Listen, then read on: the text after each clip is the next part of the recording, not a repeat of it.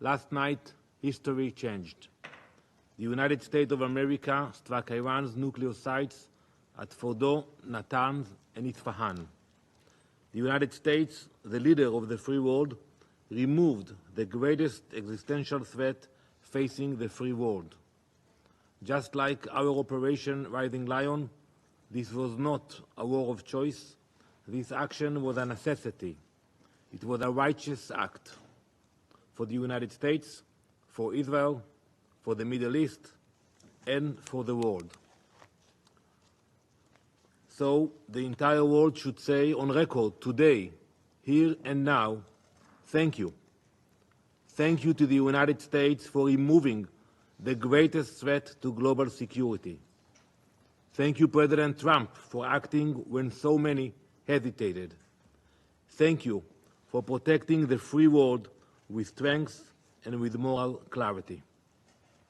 Now, some come here to denounce the United States and Israel. So let me ask you, where were you? Where were you when Iran raced toward the bomb? Where were you when it enriched uranium far beyond the point of civilian usage? When it buried entire fortress beneath mountain to prepare for our extermination? Where were you when Iran turned negotiation into theater and deceit into strategy? You were silent. You were complicit. You were afraid. You were bystanders. Months ago, I sat before this council and called for a coalition of the courageous. I called for a coalition with the moral clarity and strength to confront the greatest threat our world has seen since the Second World War. Last night, the leader of the free world acted with that courage. The United States acted, not just for itself, but for every nation that values freedom over radicalism. For every nation whose children deserve to grow up without the shadow of a nuclear disaster hanging over their heads. Now, the world must follow suit. Madam President, we have heard many calls for diplomacy today in this chamber. We have heard the Secretary General calls for de-escalation. You cannot ignore that diplomacy was tried over and over. The United States led that effort. Many nations here in this room engaged in diplomacy with determination and good faith. But the regime in Tehran had other plans. It used the negotiating table as camouflage, a delay tactic, a way to buy time while building missiles and enriching uranium.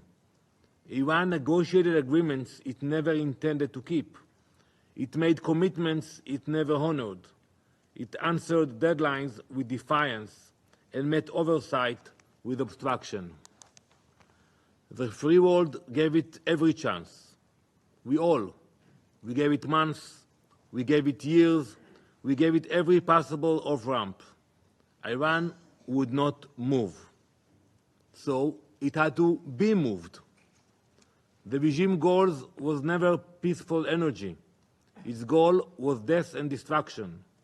Its nuclear program was not a diplomatic puzzle. It was a loaded gun pointed at the heart of the international system and the stability of the world.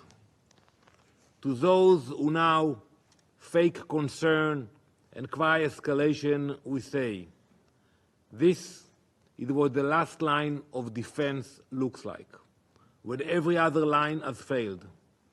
Make no mistake, the cost of inaction would have been catastrophic.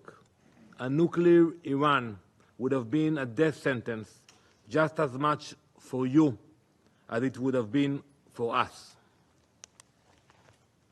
Madam President, while Iran fired rockets at synagogues, mosques, schools, and homes, the United States acted with precision, as does Israel.